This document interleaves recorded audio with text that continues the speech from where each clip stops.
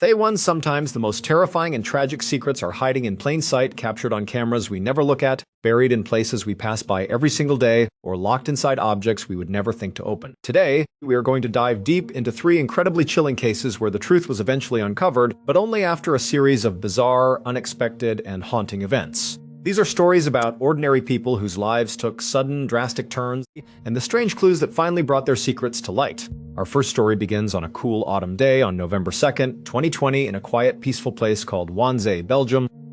This was a small, tight-knit town where everyone knew their neighbors, and life moved at a slow, comfortable pace. In this town lived an older man named Marcel Terray and his 83-year-old wife Paulette Landrieu.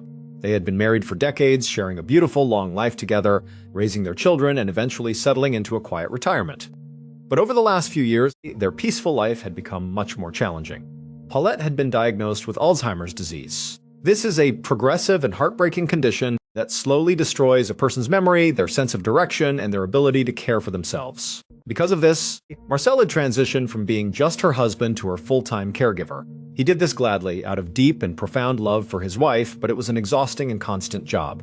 Paulette would often forget to eat, forget to take her crucial medications, or become completely confused about where she was. Sometimes she would simply wander off without telling Marcel, and he would have to quickly run out, search the neighborhood, find her, and gently bring her back home. On this particular afternoon, around 1 in the afternoon, Marcel was busy trying to get some household chores done. But before he did anything, he wanted to make sure Paulette was safe and comfortable. He lovingly prepared a nice lunch for her and sat her down on the living room couch, right in front of the television. He tuned the TV to her favorite show, hoping it would keep her entertained and calm. Seeing her smiling and eating, Marcel felt it was safe to step away for just a few minutes.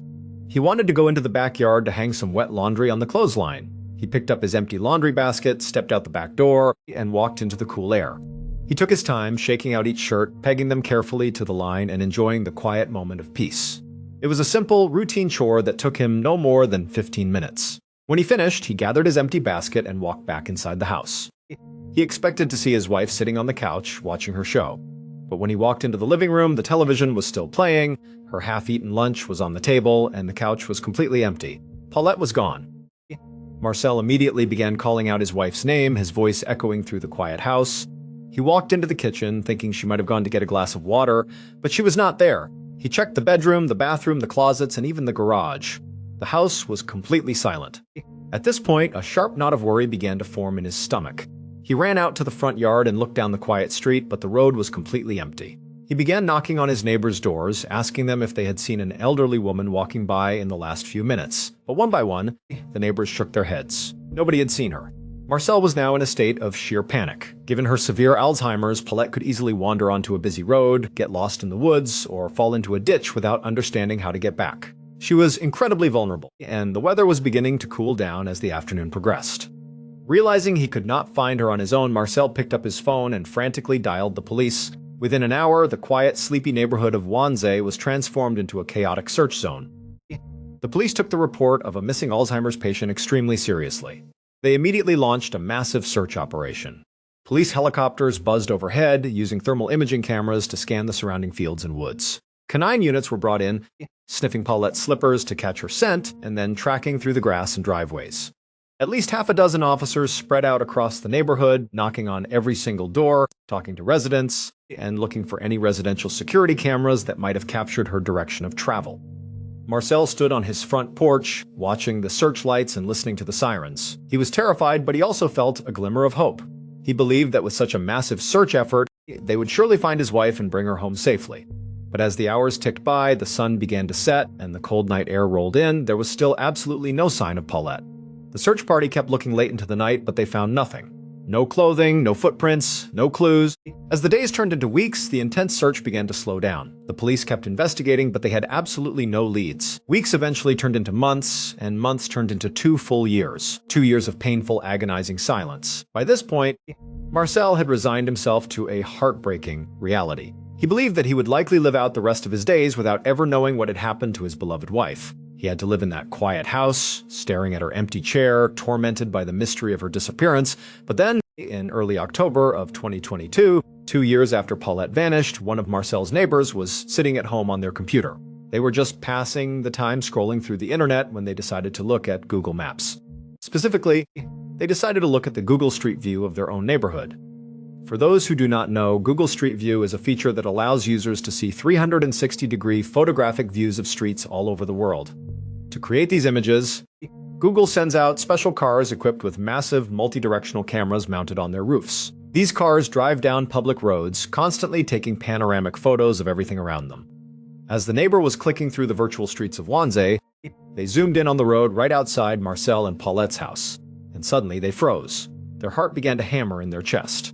There on the screen was a photograph that took their breath away. The photograph showed their familiar street on a bright, sunny day. On the right side of the image, in the background of Marcel's yard, you could clearly see Marcel himself standing by the clothesline hanging up his wet laundry. And on the left side of the image, walking away from the house and directly crossing the street, was Paulette. The Google camera car had happened to drive down their exact road, taking photos, at the exact 15-minute window on November 2, 2020, when Paulette had wandered out of her house. The neighbor was completely stunned. They realized they were looking at the final, captured moment of Paulette before she disappeared. They quickly took a screenshot of the image and rushed it to the local police station. When the detectives saw the photograph, they were absolutely amazed. During the initial search 2 years prior, they had focused heavily on the immediate surroundings of the house, the nearby woods, and the neighboring streets. But they had never looked closely at the exact path Paulette was taking in the Google photo. In the image, she was baining straight across the road, heading toward a property directly opposite her home. The police immediately went back to the scene. They stood in the exact spot where the Google car had taken the picture, and they looked in the direction Paulette was walking. Across the street was a steep, grassy hill that sloped sharply downward, ending in a very dense, overgrown bramble bush filled with thick branches and sharp thorns. The officers walked across the street, went down the steep slope, and began carefully cutting their way through the thick, thorny brush. And deep inside that heavy bramble bush, they made a tragic, heartbreaking discovery. They found the remains of Paulette Landrieu. It became clear to the investigators what had actually happened on that autumn afternoon. After wandering out of her house, Paulette had walked straight across the road, just as the Google camera car captured. In her confused and disoriented state, she had lost her footing at the edge of the road and fell down the steep, slippery hill. She landed directly inside the thick, thorny bramble bush. Because of her advanced age and her fragile physical condition, she was completely trapped. She could not climb back up the steep slope, and she could not push her way out of the dense, interlocking thorns. She was likely too weak or too confused to call out for help, or perhaps the thick vegetation muffled her cries. She had remained trapped in that bush, just yards away from her own home, while the massive search party, helicopters, and dogs searched everywhere else. It was a devastating end, but thanks to a random Google camera car and a curious neighbor, Marcel finally got the closure he had spent 2 agonizing years searching for. Our second story takes us to Jingzhou City in central China on the morning of July 26, 2015. It was a warm, bright Sunday, and a 31-year-old mother named Xiang Lujuan, along with her husband, had decided to take their 2-year-old son out for a fun family day. They decided to go to a brand new, modern shopping mall in the center of the city. On the 6th floor of this mall, there was a massive, state-of-the-art indoor playground. It was a paradise for young children filled with colorful ball pits, small climbing walls, and various slides. The little boy was absolutely thrilled. He ran around in circles, giggling and screaming with joy, while Xiang and her husband happily chased after him. Xiang caught up to her son, scooped him up in her arms, and carried him to the top of a small plastic slide. He slid down to the bottom, laughing, and when he reached the ground, he stood up, looked past his mother, pointed, and began repeating the word, "Ride, ride." Xiang turned around to see what had caught her son's attention. Right next to the indoor playground were 2 large, modern escalators. One was moving upward to the 7th floor, and the other was moving downward. To a 2-year-old boy, these moving metal stairs looked like a fun amusement park ride, just another attraction for him to play on. Xiang smiled warmly at her husband and told him that she was going to take their son for a quick ride on the escalator. She took her son's hand, and they began walking over to the ascending escalator. But as they reached the entrance of the moving stairs, the little boy suddenly became hesitant. The moving metal steps and the mechanical humming sound seemed a bit scary up close. Xiang, who had ridden escalators countless times, knelt down and gently reassured him. She told him it was completely safe, held his hand tightly, and coaxed him to step onto the moving stairs. He finally agreed, stepping onto the step right alongside his mother, holding her hand. As the escalator slowly carried them upward, the little boy calmed down and seemed to enjoy the ride. About halfway up the escalator, Xiang turned her attention toward the top landing on the 7th floor where they were heading. She noticed 3 female mall employees standing right at the top of the escalator. But the problem was, these employees did not look relaxed. They had extremely tense, serious expressions on their faces, and they were staring directly down at Xiang and her son. They began gesturing wildly, waving their hands and pointing at the metal platform right at the very top of the escalator where passengers step off. Xiang was completely confused. The mall was noisy and she could not hear what they were saying. The employees were gesticulating broadly, but they were not clearly communicating what the issue was. They were not waving her to go back down, and they did not press the emergency stop button. They just stood there, gesturing anxiously. Xiang looked up at them, trying to figure out what was going on, but the escalator kept moving, carrying her and her young son closer and closer to the top landing.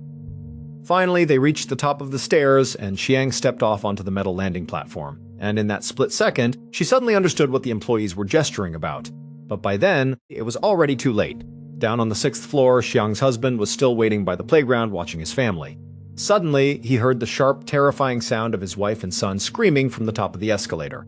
Instinctively, he bolted towards the escalator and began running up the moving steps. But as he looked up, someone at the top screamed at him to stop and get off the escalator. He froze in sheer panic.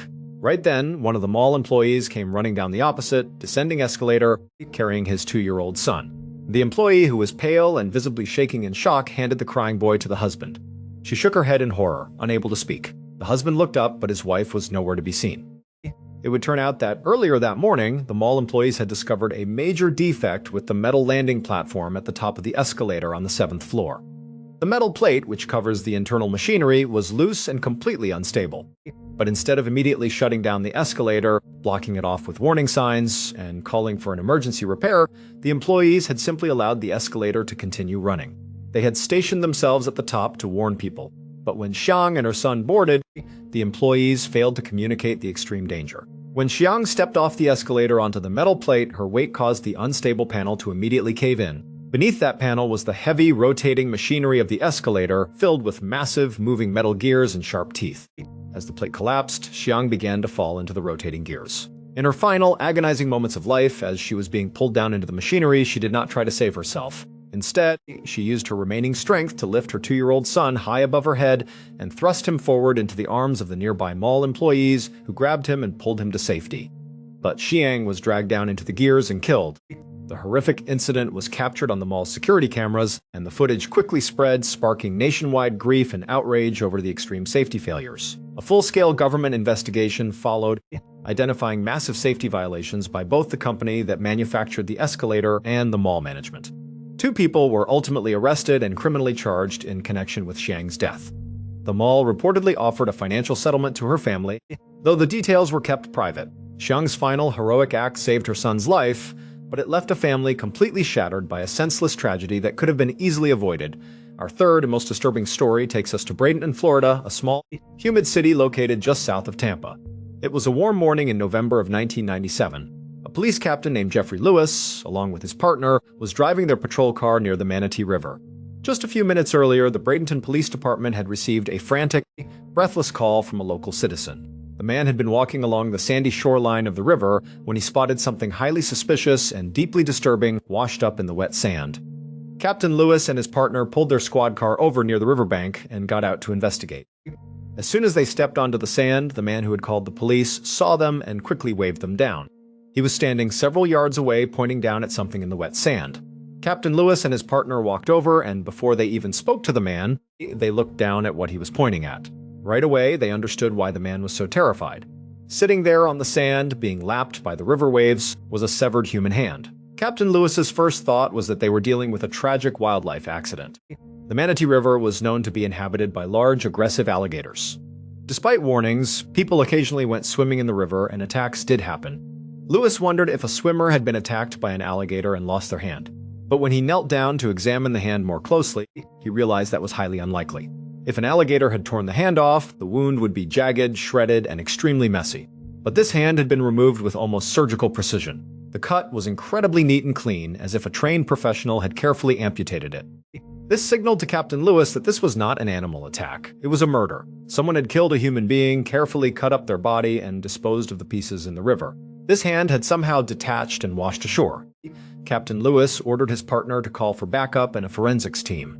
Within an hour, search boats and divers were scouring the muddy waters of the Manatee River, looking for the rest of the body, while Captain Lewis placed the hand in an evidence bag and drove it to the county sheriff's crime lab. He hoped the forensic technicians could pull fingerprints from the hand to quickly identify the victim. But when he handed it over, the technicians shook their heads. They explained that because the hand had been in the water for a long time, the skin was severely waterlogged, wrinkled, and badly decomposed. Pulling usable prints would be nearly impossible, but they promised to try everything they could. Days turned into weeks, and weeks turned into months. The river search found no other body parts, and the crime lab had no success with the fingerprint. Captain Lewis had no choice but to put the case on the back burner. Then, in June of 1998, nearly 8 months after the hand was found, Captain Lewis was sitting in his office when his phone rang. It was the crime lab. The technician on the line sounded incredibly excited. They had finally made a massive breakthrough. When the standard fingerprinting methods failed, they decided to try a highly advanced, incredibly delicate technique. They carefully peeled off the individual outer layers of skin from the decomposed fingers.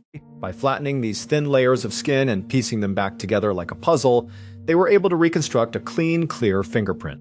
They ran the reconstructed print through the Florida State database, and to their absolute amazement, they got a match. The hand belonged to a man named Willie Suttle. Captain Lewis immediately got to work researching Willie Suttle. He found that Willie was a retired garbage collector who had lived a quiet, low-profile life in Bradenton. He had a very minor criminal history, nothing serious, but as Captain Lewis kept digging, he found something that made him stop in his tracks. There was no missing person report for Willie Suttle. In fact, according to official state records, Willie Suttle was already dead. But he had not been reported murdered.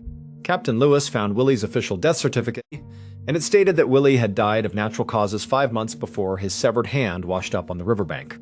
The certificate also stated that Willie had been buried in a local cemetery following a standard, peaceful service, and no police had ever been involved because there was no suspicion of foul play. Captain Lewis was completely bewildered. How could a man who died of natural causes and was buried in a cemetery have his severed hand wash up on a riverbank months later? The next day, which was Friday, June 26, 1998, Captain Lewis, along with a team of officers, investigators, and cemetery workers, gathered at the local cemetery where Willie Suttle was buried. They brought in heavy equipment to exhume his casket. Captain Lewis expected that the casket would be empty. He assumed that grave robbers had dug up Willie's body, stolen it, and perhaps cut it up for some bizarre reason. The workers dug down, pulled the heavy metal casket to the surface, and set it on the grass. Captain Lewis stepped forward and slowly opened the lid. He was shocked to see that the casket was not empty. Willie Suttle's body was indeed lying inside. He was wearing his burial clothes, but as Captain Lewis looked closer, he saw that Willie's left arm was missing its hand. The cut on the wrist matched the surgical precision of the hand found in the river. But that was not the most disturbing part. At the bottom of the casket, lying in a messy, decomposing pile, were all of Willie's internal organs. They had been completely removed from his chest and abdomen and simply tossed into the bottom of the box. Captain Lewis knew he was looking at something incredibly sinister. Why would someone exhume a body, cut off its hand, remove all its internal organs, throw the organs in the bottom of the casket, and then bury it again? It made absolutely no sense. He had the body sent immediately to the county medical examiner for a full autopsy. Later that afternoon, the medical examiner began his examination. The first thing he noticed was that even though Willie's organs had been removed and thrown into the bottom of the casket, his midsection did not look deflated or caved in. It actually looked full, firm, and bloated as if something was still inside. The medical examiner took his scalpel and carefully cut open the stitches on Willie's abdomen. When he pulled the skin back and looked inside the cavity, he froze in absolute disbelief. He had been a medical examiner for decades, but he had never seen anything like this. Inside Willie's empty chest and abdominal cavity, where his lungs, heart, and stomach should have been, someone had stuffed 12 handmade voodoo dolls. The dolls were made of cloth and straw. Pinned to each of the dolls were small pieces of paper with handwritten names on them. The medical examiner immediately took photographs of the inside of the body and sent them to Captain Lewis. When Captain Lewis saw the photos, he knew they had to find the person responsible for this horrific desecration. He looked at the paperwork for Willie's funeral and burial. The services had been handled by a local funeral home owned and operated by a 45-year-old woman named Paula Green Albritton. She ran the business with the help of her son. Captain Lewis went to the funeral home and brought Paula in for an interview. During the interrogation, Captain Lewis asked Paula about Willie Suttle's burial. Paula acted very calm and sweet. She explained that Willie had died in extreme poverty. He had no family, no money, and no way to pay for a proper burial. Paula said she felt terrible for him, so she decided to perform the burial services completely for free as a charitable act of community service. But Captain Lewis did not buy her story. He kept pressing her, asking detailed questions about the state of Willie's body. He eventually showed her the photographs of the voodoo dolls found inside the chest cavity. Paula's calm demeanor began to crack. She realized the police had exhumed the body and discovered her secret. She eventually confessed to what she had done, and the details of her confession were deeply disturbing. It turned out that Paula's funeral home business was in severe financial trouble. She was deeply in debt and her business was on the verge of bankruptcy. She was desperate for a way to save it. She was a practitioner of voodoo and believed that she could use magic to destroy her competitors and force all the funeral business in the city to come to her. But to perform this powerful prosperity ritual, she needed a fresh human corpse.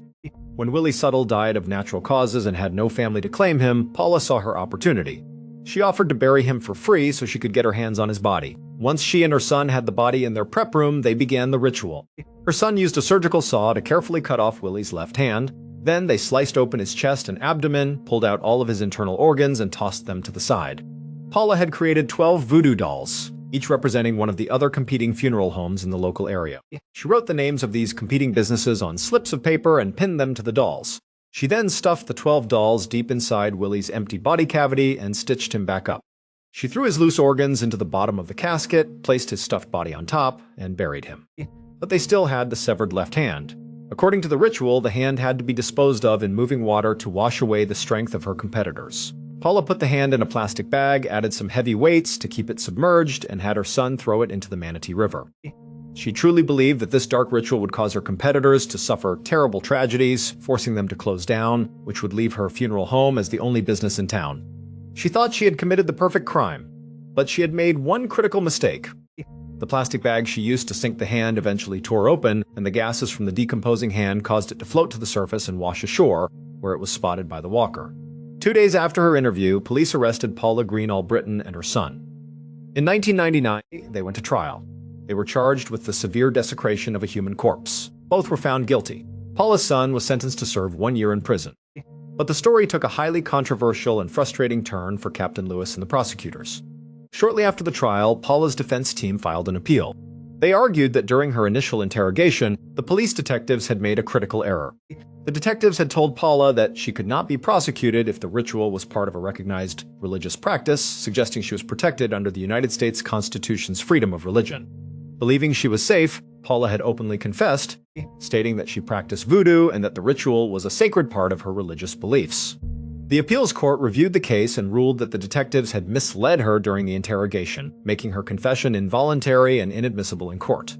Without her confession, the prosecution did not have enough direct evidence to sustain her conviction.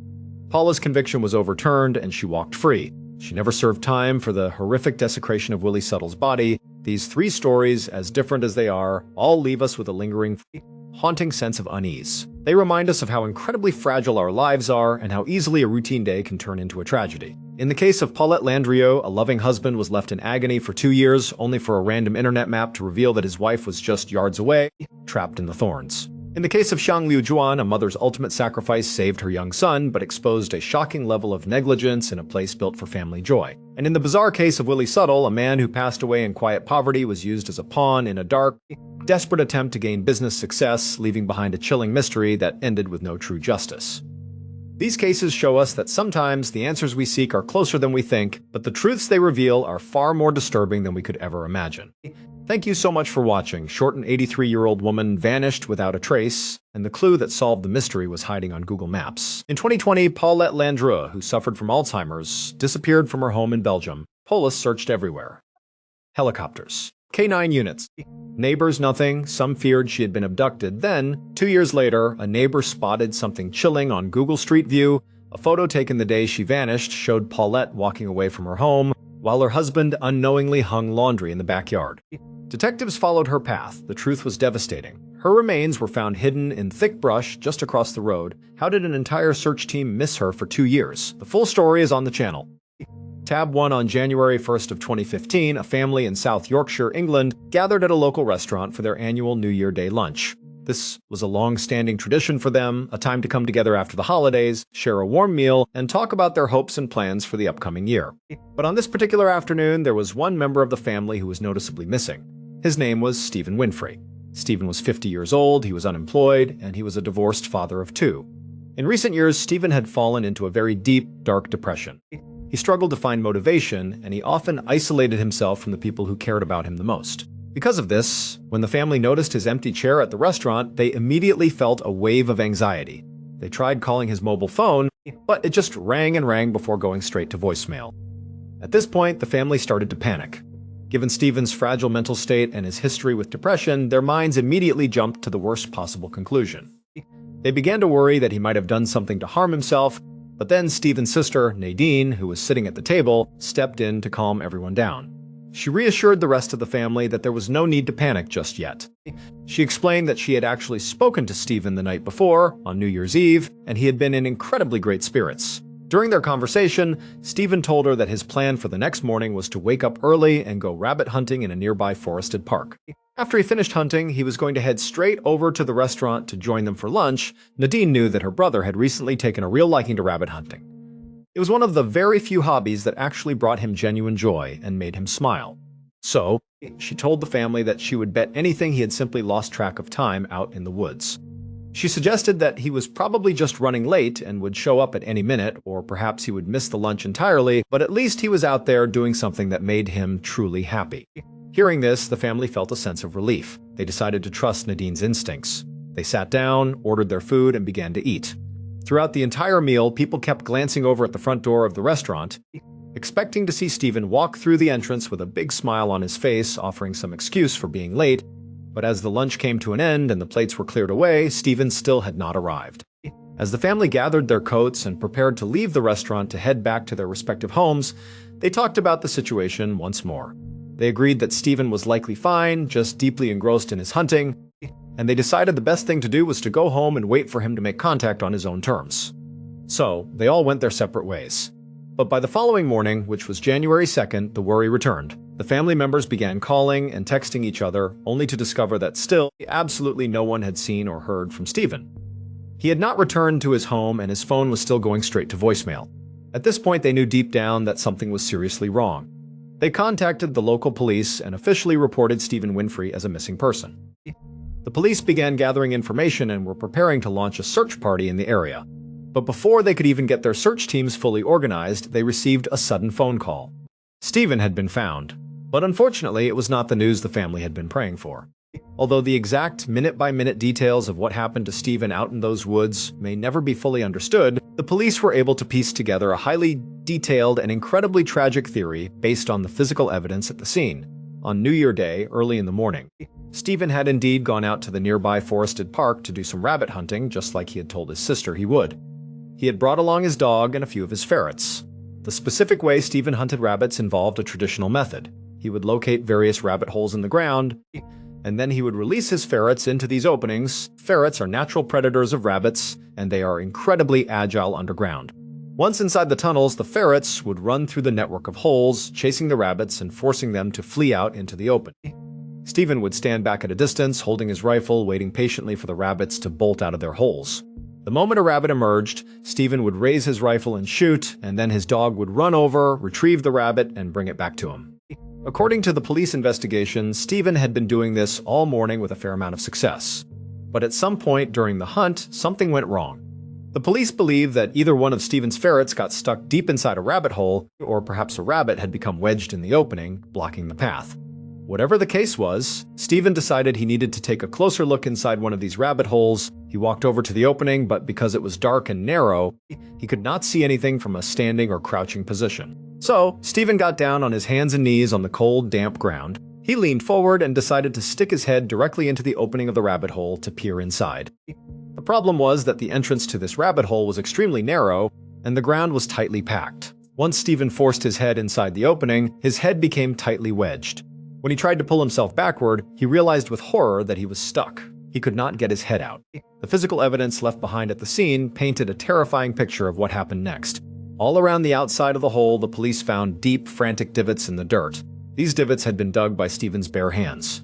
Once he realized he was trapped, he had desperately clawed at the frozen earth, trying to dig the entrance of the hole wider so he could free his head. But as he worked frantically, gasping for breath and laboring under extreme physical exertion, he was rapidly burning up the very limited amount of oxygen that was trapped inside that narrow hole.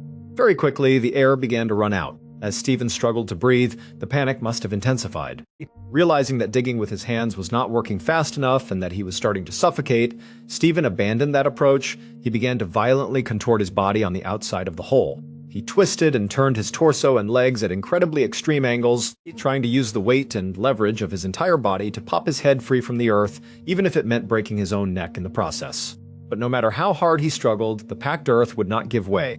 The next afternoon, on January 2nd, at around 4 in the afternoon, a local resident was walking through the forested park. As they walked along, they noticed something strange in the distance. They walked closer and were shocked to see a man's body protruding from a hole in the ground at a highly unusual and extreme angle. The walker immediately called the police. When the emergency services arrived, they confirmed that Stephen was dead. The medical examiner later determined that he had died of suffocation. His death was officially ruled a tragic and bizarre accident rather than a suicide. As for Stephen's dog and his ferrets, they were found waiting faithfully near his body, completely unhurt. Before we move on to our next story, I want to take a moment to talk about today's sponsor, Current. Nowadays, virtually everything we do in our daily lives is done either exclusively online, or we have a very convenient option to do it online. I think we can all agree that this represents massive progress. Personally, I opt for the online option virtually every single time, whether I am ordering food, buying gear, or managing my schedule. But there is one major area of our lives that has seemed remarkably slow to evolve, and that is banking. It is truly shocking to me that even today, many traditional banks still require us to physically go into one of their brick-and-mortar locations just to handle basic aspects of our accounts. I do not know about you, but I absolutely do not like the idea of sitting in front of a bank representative, feeling rushed and stressed while making major financial decisions, especially when there is literally a line of people waiting behind me. It is incredibly inconvenient. But after signing up with Current, which is a fantastic mobile banking app, all of those headaches disappeared. Once you sign up, they send you your very own custom debit card, and after that, absolutely everything is done online through their sleek app. They have an amazing rewards program, and they also feature a great savings program called Savings Pods, which helps you organize and grow your money easily. There is no more pressure, no more waiting in lines, and no more inconvenience. It is just money management done exclusively online, the way it honestly should be. And right now, Current and I are teaming up to give away $10,000 to you guys. The way it works is very simple. You just go download the Current app using the code MRBALLEN, and once you do, you could be one of 20 lucky people who will receive $500 directly from this promotion. It is a great opportunity, so make sure to check it out. Now, let us get back to our stories. Brian Joplin was born in 1972 and was raised in a very small, close-knit town in Oklahoma called Hugo. Growing up, Brian was a very big, solid guy, and because of his impressive size, his peers and coaches always encouraged him to play football. Brian did play, and he was quite good at it, but football was never his true passion. His real love had always been working on cars. He loved the smell of the garage, the sound of a powerful engine, and the satisfaction of fixing things with his hands. He was an exceptionally skilled mechanic, even at a young age. After he graduated from high school, Brian decided to stick around Hugo for a while, working at a local auto body shop. But as the months passed, he began to get this nagging feeling that he was meant to do something much bigger and more impactful with his life. So, in 1992, he made the decision to enlist in the United States Navy. This was a moment of immense pride for his entire family, but especially for his grandfather. Brian's grandfather had flown bomber planes during World War II, and seeing his grandson step up to serve his country meant the world to him. After Brian completed his initial military training, which is commonly known as boot camp, he was selected to attend Aviation Machinist Mate School. This is a highly specialized military technical school that teaches sailors how to maintain, troubleshoot, and repair all the complex mechanical systems on military aircraft. Because Brian was already a highly talented mechanic before he ever joined the Navy, the school was a breeze for him. The complex concepts came to him completely naturally. Once he graduated from the aviation school, the Navy sent him to his very first duty station, which was located out in California. Brian joined his new aviation unit and immediately stood out. Even though he was one of the most junior sailors in the entire hangar, he quickly became recognized as one of the single best mechanics in the unit. While he was stationed in California, Brian's personal life also began to flourish. He met a woman named Belinda, and the two fell deeply in love and got married. Over the next several years, Brian's military career took the family to Texas and a few other locations. Through it all, Brian continued to shine both at work and at home. He and Belinda started building a beautiful family, eventually welcoming 2 daughters into the world. By all accounts, Brian's life was going exactly according to plan. He had a great career, a loving wife, and beautiful children. But then Brian made a terrible mistake. Fast forward to October 4th of 2005. Brian was 32 years old at the time, and he was currently deployed with his unit to the country of Bahrain, which is a small island nation located in the Persian Gulf. On that particular day, Brian, along with 2 other mechanics from his unit and 2 Navy pilots, had been tasked with a routine mission. They were scheduled to fly from their base in Bahrain north to Kuwait, which is another nation bordering the Persian Gulf. This was a very routine flight, lasting only about an hour. It was a trip that the crew had already made multiple times during this deployment, and because of that, no one was particularly excited about it. In fact, Brian and the other crew members were dreading the flight because they knew it would be incredibly monotonous and boring. But Brian decided that he was going to find a way to make this trip a little more interesting. He decided he was going to perform a stunt. Brian and the other two mechanics loaded their gear into the cargo area, which is the large passenger cabin in the back of the military helicopter. Meanwhile, the two pilots climbed into the cockpit up front. Within a matter of minutes, the helicopter lifted off the ground, climbed to an altitude of 125 feet, and began careening forward out over the open waters of the Persian Gulf at a speed of over 120 miles per hour. For this flight, Brian and the other two mechanics had decided to keep the large rear loading ramp of the helicopter in the down position. This ramp folds up and down to allow cargo and personnel to enter and exit, but keeping it open during flight is actually a very common practice in the military. Flying with the ramp down or the side doors open provides the crew with an absolutely incredible, unobstructed view of the landscape below, and more importantly, it lets a massive, refreshing breeze sweep through the hot cabin. A few minutes into the flight, when the helicopter was far out over the blue waters of the Persian Gulf, Brian decided that it was the perfect time to perform his stunt. He looked across the loud cabin at the other two mechanics. Because of the deafening roar of the helicopter engines and the rushing wind, it was impossible to hear anyone speak unless they used their military headsets. But Brian and his fellow mechanics had no intention of talking about this stunt over the headsets because they did not want the pilots in the cockpit to know what they were up to. So, Brian simply used hand signals to communicate with his buddies. They were completely in on the plan, and when they saw Brian's signal, they both grinned. One of the mechanics immediately reached into his pocket and pulled out a camera, holding it up and getting ready to capture the moment. Then Brian did something incredibly dangerous. He reached down and disconnected his official military helicopter safety lanyard. Inside any military helicopter, there are numerous heavy-duty metal rings called eyelets secured tightly to the floor, walls, and ceiling. These eyelets are designed to secure cargo, but they are also meant to secure the people inside. Sailors wear a specialized heavy-duty safety belt that has a thick strap coming off the front of it. At the end of this strap is a locking carabiner, which they clip onto one of the metal eyelets on the floor. This lanyard is designed to keep you from falling out of the aircraft in the event of sudden turbulence, a sharp turn, or a sudden loss of altitude. But instead of using this approved safety gear, Brian reached for a piece of gear that had been custom-made for this stunt. It was a length of simple nylon rope that had been rigged to look like a crude safety harness. On one end of this 10-foot rope, there was a metal carabiner, and on the other end, there was a loop tied with a slip knot. Brian, or perhaps one of his buddies, had constructed this rope harness specifically for this stunt. Brian took the loop end of the rope, put it over his head, pulled it down to his waist, and then cinched the slip knot tight around his midsection. Then he carefully stood up in the shaking helicopter and walked toward the open rear ramp. He bent down and clipped the carabiner end of the 10-foot nylon rope into one of the metal eyelets on the cabin floor, right where the floor transitions into the downward-sloping ramp. With the crude safety line secured to the helicopter, Brian turned back, looked at the other two mechanics, and gave them one final thumbs up. Then he got down on his hands and knees and began slowly crawling backward down the open ramp. When he reached the very edge of the ramp, where the metal met the open air and the rushing wind, Brian reached out with his left hand and grabbed one of the metal rings built into the ramp itself, securing a tight grip. Then, with his right hand, he reached over and gripped the metal framing on the side of the ramp. Once he felt confident in his hold, Brian slowly lowered his legs and his lower torso off the edge of the ramp into the empty air. The moment his legs cleared the metal ramp, the powerful 120-mile-per-hour wind rushing beneath the helicopter immediately swept his legs upward, holding them completely horizontal in the air, making him look as if he were flying. Brian kept his arms tucked tight near his chest, holding on for dear life, but once he felt his body stabilize in the wind, he slowly extended his arms forward. He was now officially doing what the crew called the Superman stunt.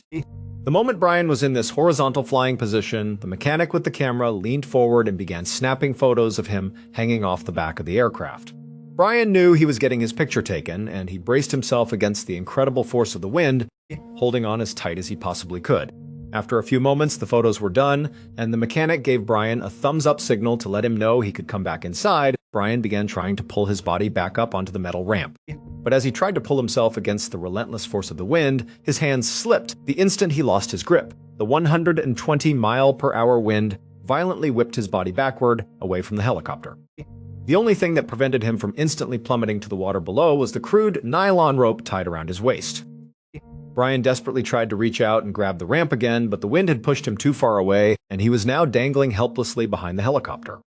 As the wind pulled his body backward with immense force, the nylon rope around his waist began to slide upward. It slid up his torso until it stopped directly under his armpits, wrapping tightly around his chest. At this point, Brian knew that if he raised his arms, the rope would slide right over his shoulders and off his body, and he would fall to his death.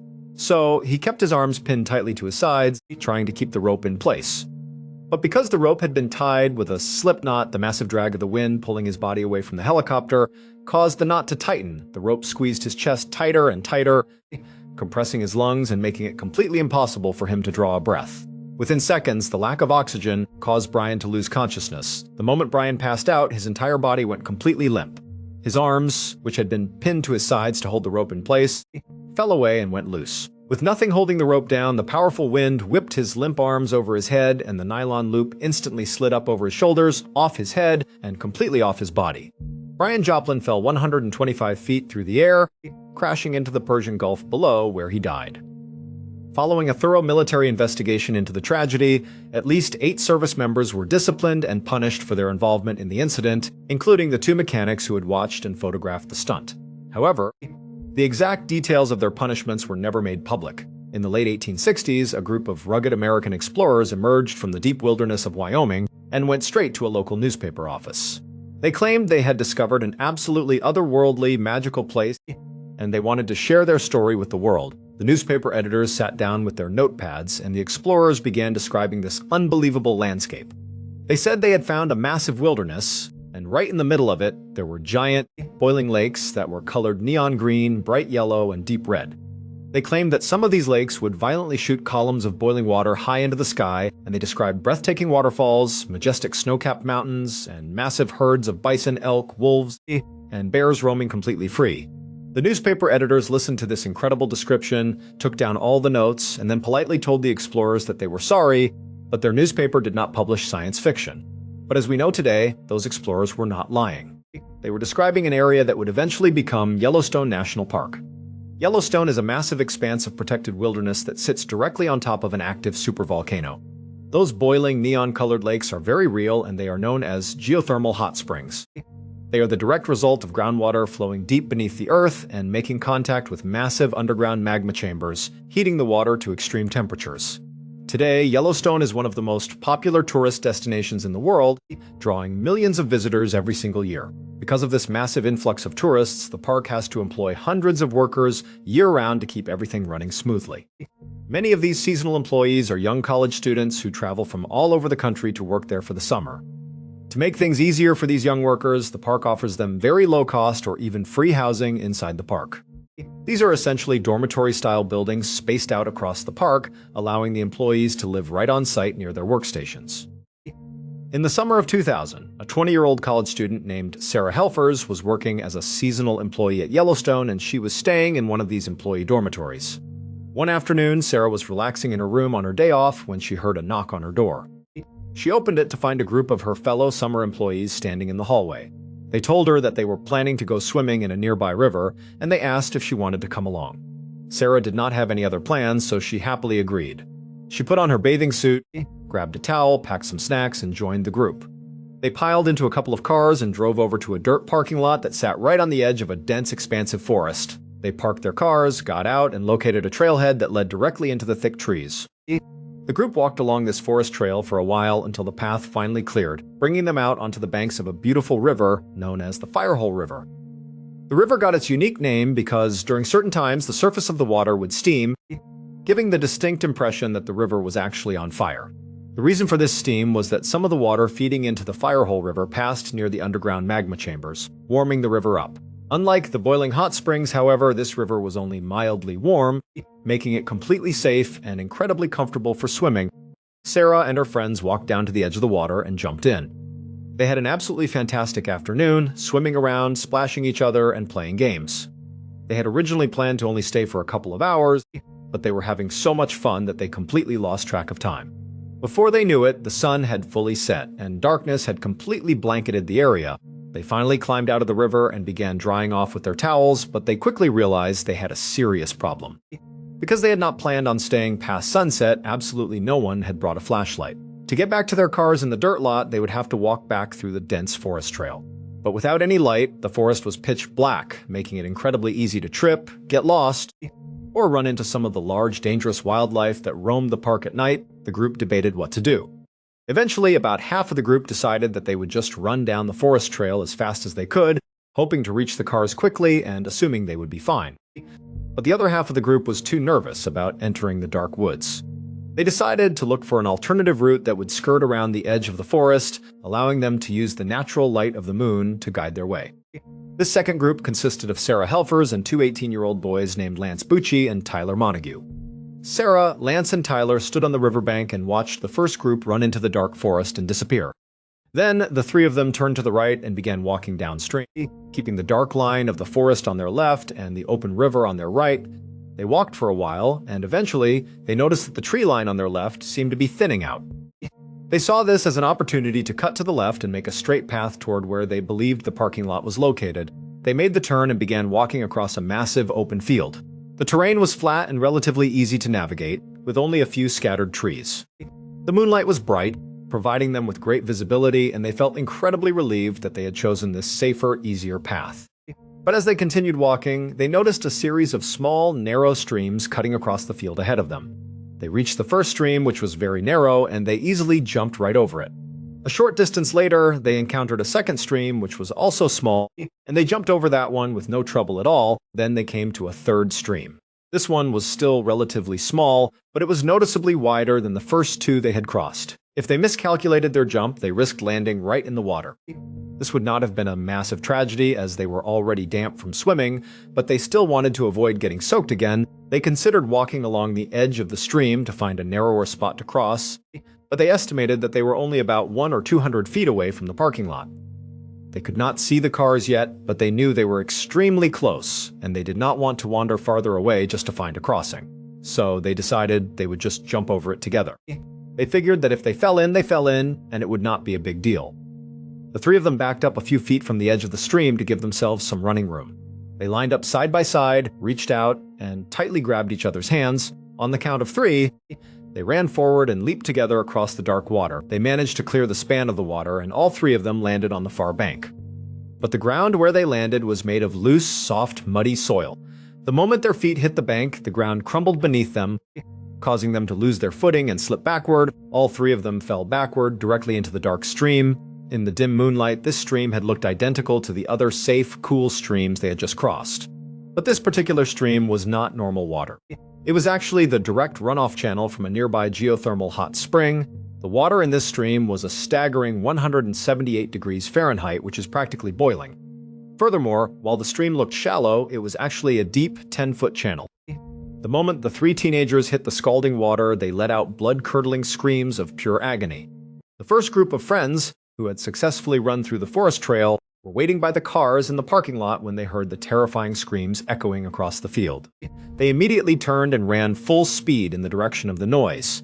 Cutting through the edge of the woods and out into the open field, they arrived at the edge of the runoff stream and were horrified to find Lance and Tyler desperately trying to pull Sarah out of the deep, scalding water. The friends rushed forward, grabbed Sarah, and helped pull her onto the grassy bank. At first, they did not understand what was happening, but as Lance, Tyler, and Sarah continued to scream in excruciating pain, they realized the water was boiling. One of the friends immediately ran back to the parking lot, jumped into a car, and drove to get help. It was not long before a rescue helicopter arrived at the scene. The paramedics quickly loaded Sarah, Lance, and Tyler into the helicopter and flew them to a specialized burn unit at a nearby hospital. When Lance and Tyler had fallen into the water, they had only submerged up to their necks. The moment they hit the hot water, their instincts kicked in, and they immediately scrambled back out onto the bank. This split-second reaction ultimately saved their lives.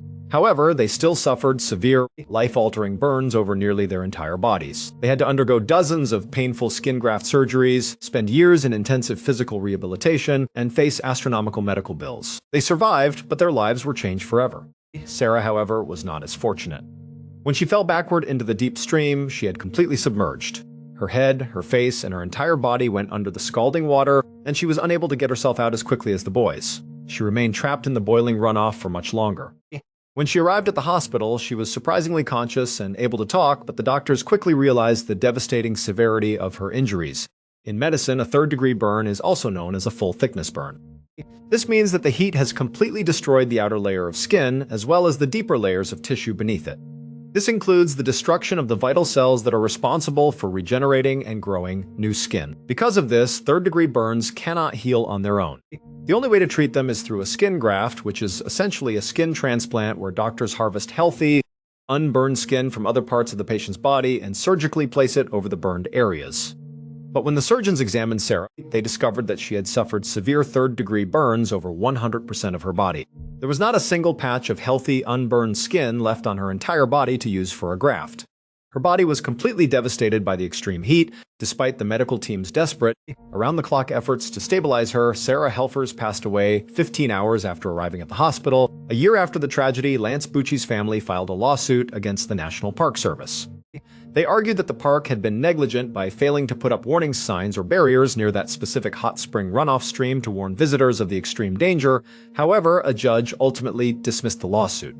The court ruled that the National Park Service was not responsible because Sarah, Lance, and Tyler had voluntarily chosen to walk off the designated safety trails in an area that was clearly marked and widely known as a dangerous thermal zone, making their own actions negligent. Thank you so much for watching.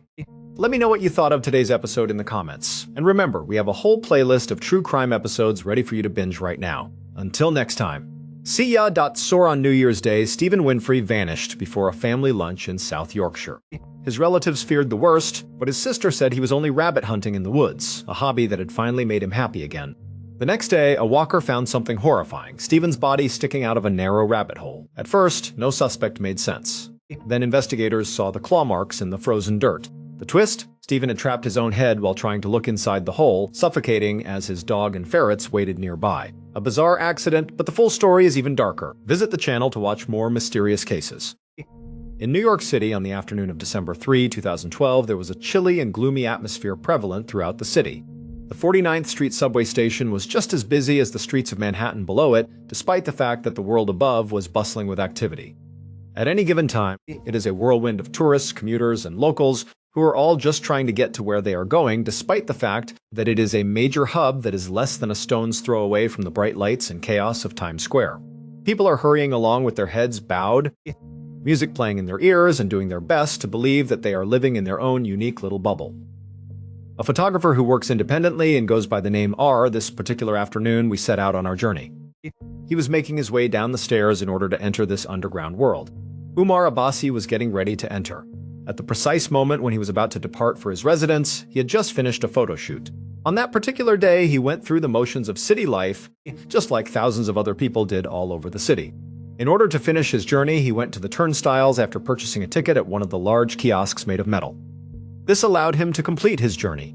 Through the use of a swift swipe, he was able to navigate the crowded train platform and arrive at his destination. Concrete was utilized in the construction of the platform, which consisted of a long slab that extended in both directions. In front of it, beneath a concrete trench, there were steel tracks that were buried deep within the ground. A thick yellow line was painted along the edge of the platform, and its purpose was to serve as a silent notification to everyone to take a step back. The only thing that can prevent a person from having a very bad day is whether or not they cross that yellow line. Due to the fact that there is very little space available, an arriving train is able to squeeze into the station, and no one is able to escape it. After taking a look around, Umar observed that the platform was covered with a large number of individuals. The vast majority of them were huddled back against the wall, a considerable distance away from the yellow line, and either deeply absorbed in their own thoughts or preoccupied with their mobile devices. Umar made the choice to walk to his right from the beginning of the platform until he reached the opposite end of the platform. While he was down there, he noticed that there was a small gap in the crowd, a small pocket of space where he could wait without being subjected to any kind of disturbance. As a consequence of this, he began to make his way through the crowd of people by climbing. While he was traveling, he passed a number of people, each of whom was a stranger, and each of whom was preoccupied with their own life. He went by each of these people. You do not make eye contact, and you do not start conversations. In addition, you do not initiate conversations. This is the unspoken rule that governs the subway system. On the other hand, you lead a private life. As Umar moved further down the platform, his attention was unquestionably drawn to two individuals who were operating in violation of that rule. As time went on, it was clear that the conversation that they were having was becoming increasingly heated. In spite of the fact that Umar was unable to understand what they were saying and was unaware of who they were, he could sense the tension that emanated from them. Before continuing on his journey, he paused for a moment to take note of the argument that was taking place between two men. In regard to the matter, he showed no regard. He was able to find the opening in the crowd that he was looking for, and after that, he proceeded to position himself a considerable distance away from the yellow line. It was in an effort to assess the quality of his work that he started looking through the photographs that he had taken initially. During the time that he was looking at the small screen of his camera, the sound of the two men began to become more audible. Between the two groups, there was now a full-blown shouting match going on inside the room. A back-and-forth exchange of explicit language took place between the two parties. Despite the fact that it was obvious that this was a serious fight at this point, it was impossible to determine who started it or what the reason was for it. Umar cocked his head to the side and turned his gaze back upon them while he was standing on the platform. The distance between them and him at that point was approximately 100 feet. In addition to the two men, there were other commuters who had been standing in close proximity to them, and he could see that they were now actively moving away from them, forming a large circle around them. Nobody had any interest in being a part of it. In a place like the New York subway in the United States, it is unfortunate that strange and aggressive behavior is not so uncommon as to be considered unusual. People who are under the influence of alcohol or who are affected by mental illness frequently find themselves in these stations, and the typical response from everyone else is to simply ignore it, to create distance, and to pretend that it is not happening. The behavior of each and every individual was exactly like this. Umar continued to watch the two individuals, a younger man and an older man, as they engaged in a verbal exchange after a few more seconds had passed. After that, he gave a shrug. Unquestionably, he was not the cause of the problem that they were having. Immediately, after refocusing his attention on his camera, he resumed looking at the photographs he had taken. He was once again completely engrossed in his own world when all of a sudden, a piercing scream pierced through the din of the station while he was there. It was not the fault of either of the two men who were involved. It was then that a different voice was heard, one that sounded like total and utter disbelief. It was as if Umar's head was tilted backwards. Upon turning his head and looking back down the platform, he saw that the situation was a complete and utter chaos.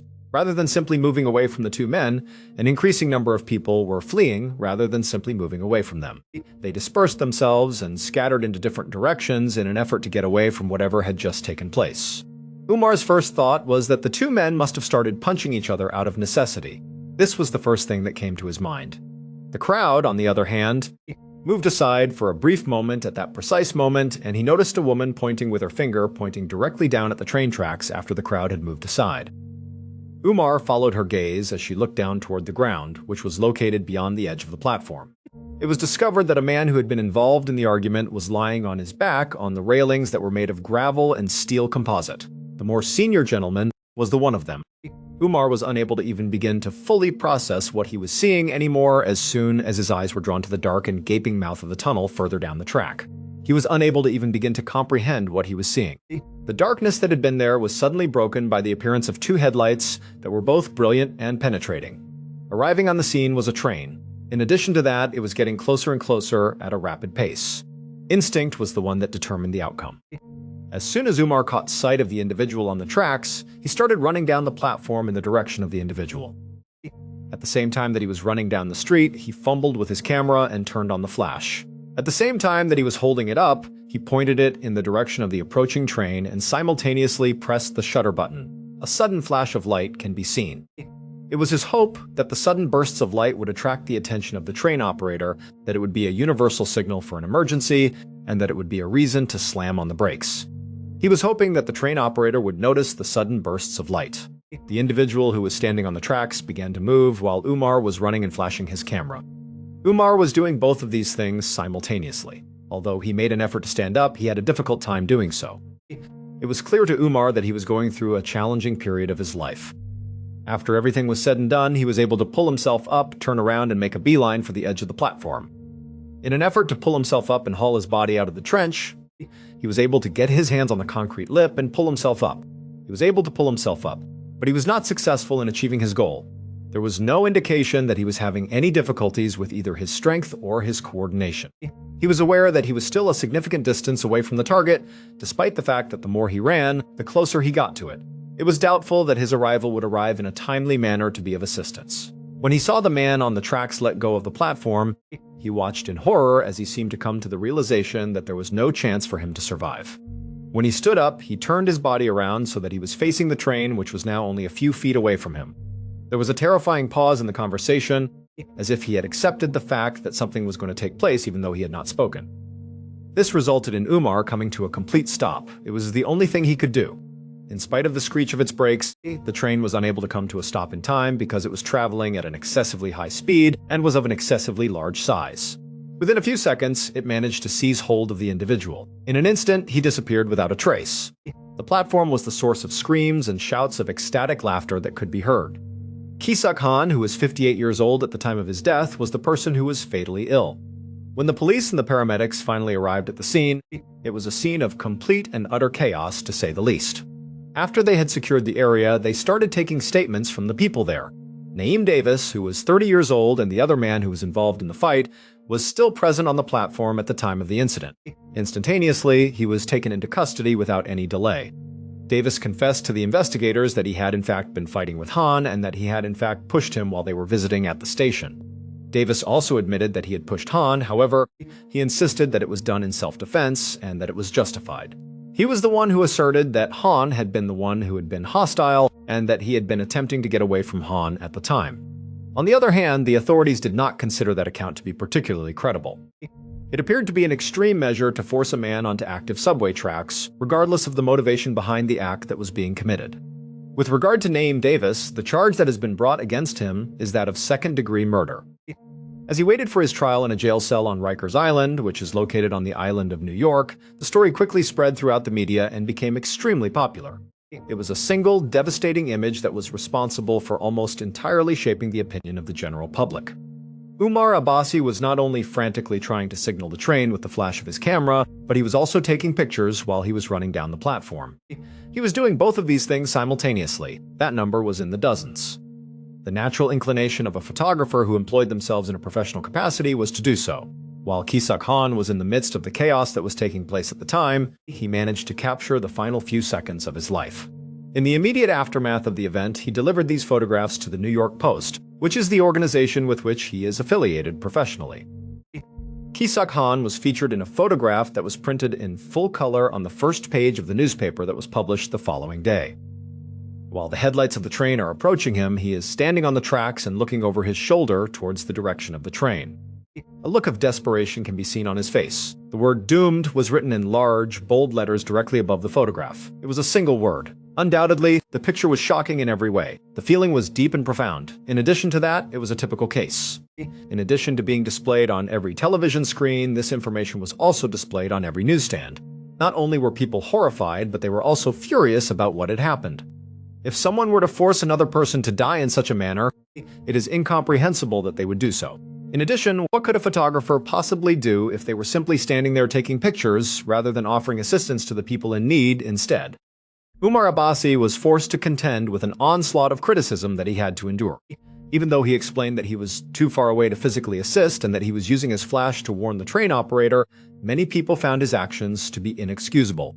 This was the case despite the fact that he explained that he was using his flash to warn the train operator. However, Naeem Davis was the one who received the most intense anger from the audience. The photograph, which painted a detailed picture of the situation, depicted a helpless victim as well as a monstrously aggressive killer. There was no need to write the script anymore. Naeem Davis, a cold-blooded killer who had done so for no apparent reason, pushed an innocent man into the path of an approaching train. The man was ultimately killed as a result of his actions. His claim that he was acting in self-defense was widely disregarded by the general public as a pitiful excuse for his actions. A significant amount of time before the actual trial of the defendant ever began, he was tried and found guilty in the court of public opinion. This occurred even before the trial itself began. Davis was incarcerated for close to 5 years after this heinous act, which became a symbol of urban violence, became synonymous with his name. Davis's name became synonymous with the action. Let's jump ahead in time to the year 2017, which is nearly 5 years from now. On the day that Naeem Davis is scheduled to appear in court, the day has finally arrived. During their presentation, the prosecution presented their case, which offered the impression of being entirely transparent. Their argument with one another was witnessed by witnesses who were present. They were able to convince the accused to admit to pushing, which ended up being successful. They also had the infamous photograph, which was a powerful piece of emotional evidence that depicted Kisak Khan. This photograph was in their possession. When viewed from the point of view of the prosecution, it was a straightforward case of murder. Naeem Davis is accused of becoming enraged and intentionally pushing another man to his death during a disagreement that was not particularly significant. In accordance with their argument, this was the case. When this occurred, however, it was time for the defense to take the field. They began painting a very different picture of what took place on that subway platform, which was an insult to the injury that they had already suffered. It was something that the general public had never seen before, and the content of the surveillance camera footage from the station was something that was essential to their case. A photograph that was published in the New York Post had captured a single horrifying moment that had been preserved in time from the moment it was taken. On the other hand, the video footage encompassed the entirety of the interaction, beginning with the very first moment and ending with the very last. In addition, it told a story that was significantly more complicated than the one that was told. In order for the jury to take into consideration the video, the defense sent it to them. There was a scene in which Ki-suk Han was making his way toward Naeem Davis. Despite the fact that the video did not include any audio, the actor's body language was very clear and unambiguous. As far as the appearance was concerned, Han appeared to be agitated, aggressive, and unsteady on his feet. With a blood alcohol level that was significantly higher than the legal limit for driving, Han was extremely intoxicated at the time, according to a toxicology report that would later confirm what the video had suggested. Han's blood alcohol level was significantly higher than the legal limit for driving. Following Davis onto the platform, Han yelled at him while getting in his face and getting in his presence. Every single thing that took place was observed by the jury. Throughout the course of the video, Naeem Davis could be seen making a number of different attempts to de-escalate the already difficult situation. Once that was done, he made an effort to leave. His hands were raised in a gesture that was not meant to be threatening in any way. A concerted effort was made by him to ignore Han. Even so, Han was unyielding in his determination. As time went on, he persisted in his pursuit of Davis, becoming more aggressive with each passing day. In the video, it was possible to see other commuters taking notice of the confrontation and moving away from it in order to put a significant distance between the two men. This was made possible by the fact that the video was captured. Throughout the course of the trial, the defense attorney walked the jury through the footage, going through each and every individual moment. The conversation would progress with him saying, "Here is my client attempting to flee at various points." In addition to continuing to harass him, Mr. Han is following him around and following him around. In accordance with the argumentative position taken by the prosecution, Davis had no reason to feel threatened by Han, who was 58 years old. As stated in the primary argument presented by the defense, an intoxicated and belligerent individual, regardless of their age, is unpredictable and has the potential to be extremely hazardous. According to what they said, Davis found himself in a situation that he had not asked for and from which he was unable to escape. He was unable to get out of the situation. It was at that precise moment that the deciding factor arrived. As Han continued to yell, the video showed him getting very close to Davis. Davis was also in the vicinity. Following that, he attempted to grab Naeem Davis by the shoulder by extending his hand and grabbing hold of him. It was at that precise moment that Davis abruptly turned around and pushed Han away from him. Han was pushed away from Davis. It was not a forceful shove that was delivered with both hands with the intention of sending a man flying across the room. It was a reactive gesture on his part to give a quick push with one hand in order to get an aggressor off of and away from him. On the other hand, Han was extremely unstable as a result of the fact that he was so heavily saturated with alcohol. Han, who was already unsteady on his feet, was thrown backwards by the push, which would have only caused a person who was sober to stumble backwards by 1 or 2 steps. Han was already off balance. He was in the process of falling off the edge of the platform and onto the tracks below when he tripped over his own feet, completely lost his balance, and continued to fall further down. Those who were taking the defense position argued that this did not constitute murder. Manslaughter was not even a possibility in this scenario. An individual who was acting in self-defense against an intoxicated and aggressive instigator was the person responsible for the tragic accident that took place. Because of the video evidence, the story went through a significant change that was brought about by the evidence. There was a single photograph that was static that was published in the newspaper, and it gave the impression that the victim had been attacked without any provocation. As shown in the video, which provides the complete context of the situation, a man who was being harassed and assaulted makes a split-second decision to push his attacker away. This decision is shown in the beginning of the video. It was not the push itself that was the tragic event. Rather, it was the terrible thing that occurred as a result of that push that ended up being unexpected. During the course of their argument, the legal team that was representing Naeem Davis argued that their client had the right to defend himself. The individual was physically assaulting him while he was in a confined space, and he had every reason to believe that the situation could turn out to be even more dangerous than it already was. In an effort to protect himself, he carried out the actions that he considered to be essential. They argued that even though it was a terrible tragedy that it led to Ki-suk Han's death, it was not in any way anything that could be considered a criminal act. The jury then proceeded to deliberate after being given the opportunity to view the surveillance footage on multiple occasions and after being presented with all of the evidence that was available to them. A great number of individuals were taken aback by the choice that they made, particularly those individuals who could only recall the doomed headline from when it was published many years ago. It was judged that Naeem Davis was not responsible for all of the charges that were brought against him. He was let go from charges of murder and manslaughter that had been brought against him. After nearly 5 years of serving a sentence for a crime that the jury determined he had not committed, Naeem Davis was finally released from prison. He had been serving his sentence for over 5 years. A great deal of opposition was voiced in response to the verdict. The family of Kisuk Han was the target of an act of wrongdoing that was committed against them. It was still possible for the person who had pushed him to escape, despite the fact that their husband and father had been murdered. According to their perception, he was the victim of a violent crime.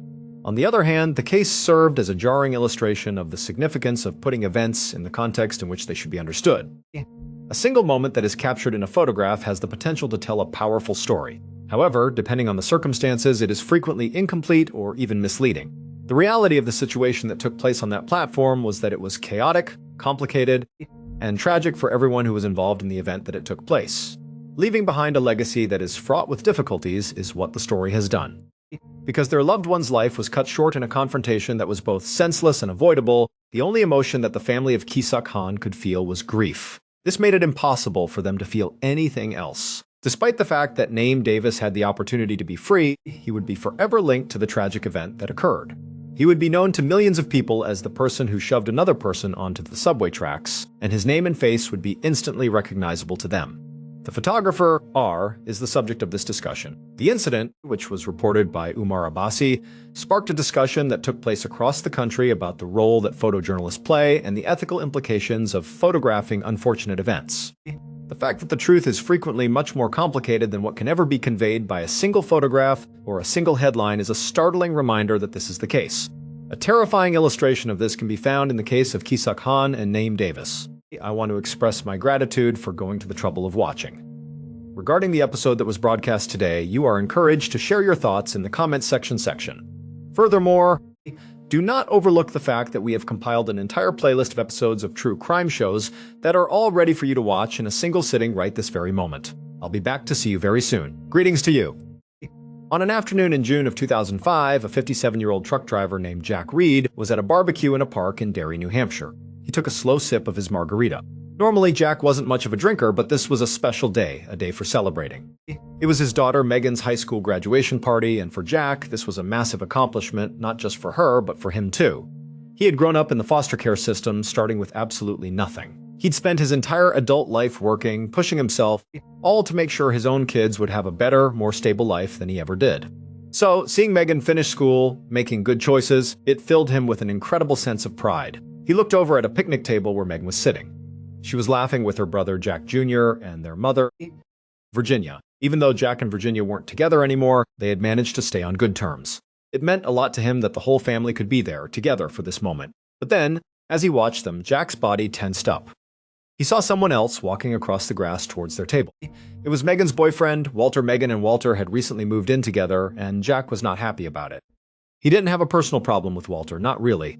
The issue was his daughter. Megan was only 18 years old. In Jack's eyes, that was far too young to be living with a boyfriend. But he knew today wasn't the day to make a scene or start a fight. He didn't want to ruin the celebration. So he put on a smile, stood up, and walked over to Walter.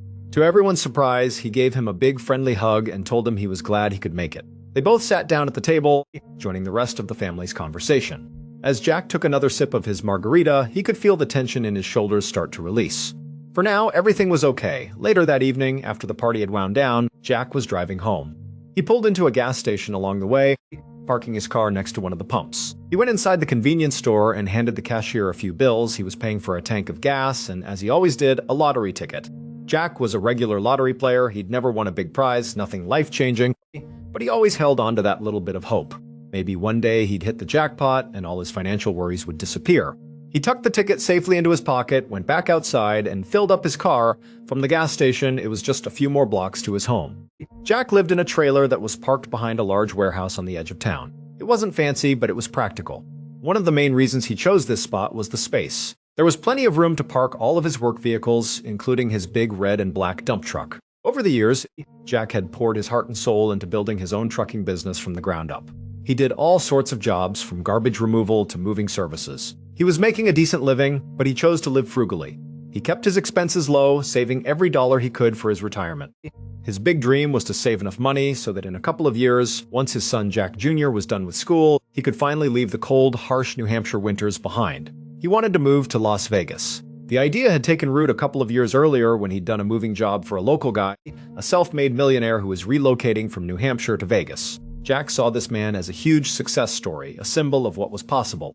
He believed that if he just worked hard enough, or maybe, just maybe, got lucky enough with one of those lottery tickets, he could follow that same path to a sunny retirement. Jack got out of his car and walked over to the door of his trailer.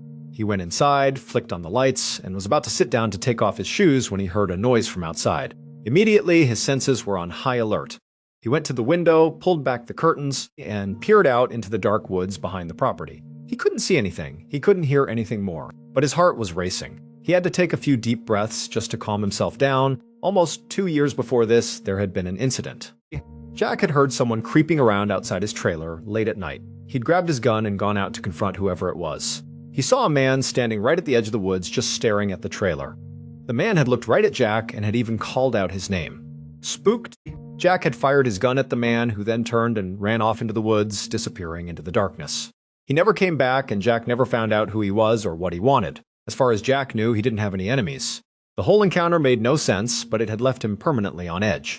Ever since that night, any strange noise around his trailer sent a jolt of fear through him. Now, as he stood at the window, he scanned the tree line one more time.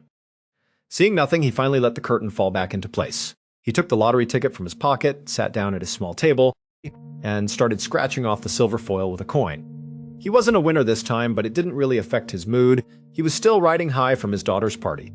There was always next time. He was sure his lucky break would come eventually. A couple of weeks went by. On the morning of Monday, June 27th, Jack climbed up into the cab of his dump truck and rolled down the windows. It was already getting hot outside, and he was on his way to his only job scheduled for the day. It was a simple trash disposal gig, something that would probably only take a few hours. He started the truck's engine, and as he was pulling out onto the road, his cell phone rang. He answered it. The man on the other end said his name was Charlie. He told Jack he'd heard he was the guy to call for hauling stuff away.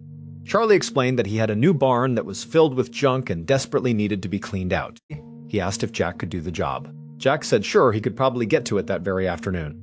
He grabbed his logbook from the passenger seat, flipped to a blank page, and scribbled down the details. He wrote the name Charlie and an address in a town called Deerfield, which was almost 30 miles away. Jack told Charlie he'd give him a call as soon as he was on his way, and then the two men hung up. Around 3 o'clock that same afternoon, Jack was driving his dump truck down a secluded 2-lane road in Deerfield. The heat was sweltering. He was already exhausted and covered in sweat from the trash disposal job he'd done that morning. He had no idea what to expect from this barn cleaning job or from this guy, Charlie. He was just hoping it wouldn't take too long. He wanted to get home. Jack slowed the truck down as he saw a break in the trees to his right, revealing a long gravel driveway. He made the turn. A few seconds later, he pulled up in front of a white 2-story house. Just behind it stood a large barn. Jack parked his dump truck, got out, and walked up to the front door of the house. He took a breath and rang the doorbell. A moment later, the door opened. 2 days later, on the afternoon of June 29th, Jack's daughter Megan and her boyfriend Walter walked up to the front door of Jack's trailer. The first thing Megan noticed was that her dad's big dump truck wasn't parked in its usual spot. That seemed wrong. A knot of anxiety immediately formed in her stomach. About an hour earlier, she had gotten a call from her mother, Virginia. Virginia had told her that Jack hadn't shown up for a job that he had scheduled for that morning. More concerning, he wasn't answering his phone. This was completely out of character for him. Jack was reliable. He never missed a job. Megan told her mom that she and Walter would drive over to his trailer to check on him to make sure everything was okay. Her initial thought was that maybe he just overslept or perhaps forgot about the job. But now, seeing that his truck was gone, a different, more worrying possibility emerged. It looked like he had left for work, but for some reason, he never made it to the job site. Still, just to be sure, Megan knocked on the trailer door. She called out for her dad. There was no answer. At this point, Megan pulled out her phone and called her mom back. She told Virginia that her dad wasn't at the trailer and his truck was gone. She admitted that she was starting to feel really worried. A few minutes later, Virginia's car pulled up. The three of them, Megan, Walter, and Virginia, stood there by the empty trailer for the entire afternoon. They kept hoping that at any moment Jack's dump truck would come rumbling down the road. They called his phone over and over again, but every single time it went straight to voicemail. Finally, around 6:30 in the evening, with still no sign of Jack and no word from him, they knew they had to do something more. They decided it was time to call the police on Tuesday, July 5th, 6 days after Jack's family had reported him missing. A Derry police detective named Mike Hoole pulled his unmarked car into the sprawling parking lot of a Target store. This Target was in Saugus, Massachusetts, a good hour's drive south of Derry. Hoole drove slowly, methodically moving through the rows of parked cars, his eyes scanning for one particular vehicle. He was in charge of Jack Reed's missing persons case, and so far it had been going nowhere. According to Jack's family, the last time anyone had definitely seen or heard from him was on June 27th, which was 2 days before they even reported him missing. But no one in the family could think of anywhere he might have gone. They couldn't name a single person who might want to hurt him. So, Hoole's initial theory had been a simple one. He figured Jack had probably just decided to drive off for a few days to get some time alone. He assumed he would turn up sooner or later, but that morning, everything had changed. He had gotten another call from Jack's daughter, Megan. She told him that the family had been putting up missing person posters all over town. Someone had seen one of the posters and had called her with a tip. This person claimed they had seen Jack's distinctive dump truck parked at this specific Target in Saugus, more than 40 miles away from Jack's home in Derry. The tip was specific enough and strange enough that Hoole decided it was worth the drive to check it out himself. And now, as he made his way towards the back of the massive parking lot, he saw it. Parked near a far corner, all by itself, was a large red and black dump truck. Hoole stopped his car, got out, and walked over to it. He immediately checked the license plate. It was a match. This was definitely Jack Reed's truck. Hoole peered in through the driver's side window. The cab was empty. But then he noticed something else. There were flies, dozens of them, buzzing around the back of the truck, around the open bed of the dump truck. Whatever was back there, the flies were very interested in it. And then the smell hit him. It was a rotten, awful smell, and it was wafting out from the back of the truck. Hoole pulled on a pair of latex gloves and carefully climbed up the side of the dump truck to look into the bed. The bed itself was covered by a heavy tarp. He grabbed a corner of the tarp and pulled it back, but he still couldn't see what was underneath. Whatever was in the truck bed was also wrapped tightly in thick layers of plastic sheeting. There was a lot of it. Hoole pulled out a small knife from his pocket and began to carefully cut through the layers of plastic. Less than an hour later, Detective Hoole stood by as workers from the medical examiner's office loaded Jack Reed's body into their van. His body was still wrapped in all of that plastic. Hoole desperately wanted to get a look at the body to try and figure out how Jack had died, but that would mean cutting away all the plastic, and he knew he couldn't do that. He had to leave everything intact for the forensics team. It was crucial evidence, so he would have to wait for the official autopsy to learn the cause of death. But based on what he had seen so far, Hoole was already making some educated guesses. The way Jack's body had been disposed of, wrapped up and hidden in a parking lot 40 miles from his home, told him two things. First, this was a murder. Second, it was a carefully planned murder, most likely carried out by someone who knew Jack personally. Hoole had already learned from the family that Jack had 5 children with 2 different women. He knew that family dynamics could be complicated. He figured there could be hidden tensions, old resentments that he didn't know about yet. But he also considered that the murder might be connected to Jack's business. As far as the family knew, Jack's business was completely legitimate. But it was always possible that he had gotten involved with some sketchy people, or maybe he'd done a job that made a client angry, something the family would have no knowledge of. And the act of leaving Jack's body in the back of his own dump truck, that felt symbolic. It felt like someone was trying to send a message once the forensics team had finished taking photographs and swabbing the truck for any potential DNA or fingerprints. Hoole pulled on a fresh pair of gloves and opened the driver's side door.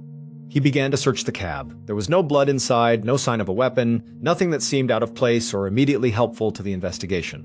That is, until he saw the logbook. It was tucked into a storage pocket on the passenger side door. He reached over, pulled it out, and started to flip through the pages. Inside was a list of all of Jack's recent appointments, complete with the names, addresses, and phone numbers of his clients. The last recorded job in the book was for the morning of June 27th, back in Derry where Jack lived. There were no other jobs written down for that day. But then, a couple of pages later, on an otherwise blank page, Hoole found another entry. It looked like it had been scribbled down in a hurry. It was just an address, 145 North Road. There was no town listed, and the client's name was just one word, Charlie. Hoole carefully placed the logbook into an evidence bag and sealed it. As he stood up, he looked around the parking lot. He noticed the security cameras mounted on the light posts all over the lot, and he saw that one of them was pointing directly at the spot where Jack's truck had been parked. The next day, Wednesday, July 6th, Detective Hoole was back at the precinct in Derry. He was sitting at his desk, reading over the autopsy report that had just come in from the Massachusetts medical examiner's office. The report described a brutal attack. Jack had been severely beaten. He had multiple broken ribs, several skull fractures, and a hole in the side of his head that the report described as being the size of a softball. His face had been so badly damaged that the medical examiner needed to use Jack's dental records to officially confirm his identity. Hoole thought about the level of violence. It was extreme. It felt personal. This only reinforced his belief that Jack's killer, or killers, had to be someone who knew him. Just then, there was a knock at his door. An officer peeked his head into Hoole's office and asked him to come and take a look at something. Hoole stood up from his desk and followed the officer down the hallway to another room. Inside, a team of investigators was gathered around a monitor, going over the security footage from the Target parking lot. Hoole watched over their shoulders as they pulled up a specific clip.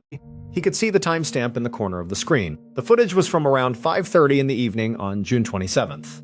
That was the same day as the last job written in Jack's logbook. An investigator nodded at Hoole, and then he pressed play. The grainy footage showed Jack's dump truck pulling into the parking lot. It was being followed closely by a white minivan. After the dump truck parked, 2 people got out. Unfortunately, the quality of the video was poor. It was impossible to make out any real details about these 2 individuals. Hoole couldn't even tell if they were men or women. It was just 2 blurry figures. But what they were doing was clear enough. They were dumping Jack's body. One of them walked around to the back of the dump truck and appeared to check that the tarp was secure. Then, both of them walked over to the white minivan, got inside, and the minivan drove away. Hoole's mind was racing.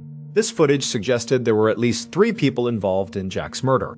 There were the 2 people who got out of the truck, and then there had to be a 3rd person driving the white minivan. But another frustrating reality was that the footage was so fuzzy they couldn't get a license plate number from the minivan. It was a dead end, but then the investigator told Hoole there was something else he needed to see. He pulled up another segment of video. This one was from the evening of July 4th. That was 7 days after Jack's truck had been abandoned in the parking lot, and just 1 day before Hoole himself had found it. The investigator explained that this footage was from a different security camera, one that was positioned on the other side of the parking lot from where the dump truck was parked.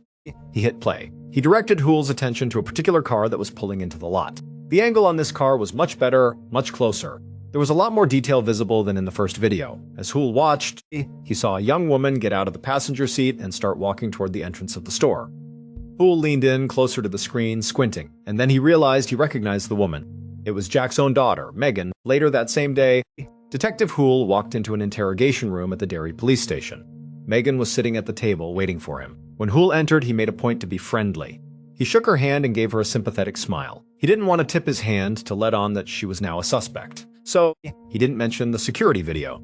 He didn't tell her they had footage of her in the exact same parking lot where her father's body was found just 1 day before the discovery, but as they started talking, Megan brought it up herself. She said she had been shocked when she found out that her father had been found dead, of course, but also that his body had been dumped in that specific Target parking lot. She explained that she had just been there recently. She told Hoole that her boyfriend Walter's sister lived in Saugus, and they had gone to visit her for the 4th of July. She said they were trying to get their minds off her father's disappearance, since at that point he was still just a missing person. Megan said that they had made a last-minute decision to spend the night. Because it was unexpected, they had to drive to the nearest Target to buy a contact lens case. As she told the story, she shook her head and said she couldn't believe it. She couldn't believe her dad's body had been right there in that same lot. She had been so close to him and had no idea. Hoole had to admit, the story didn't sound completely impossible.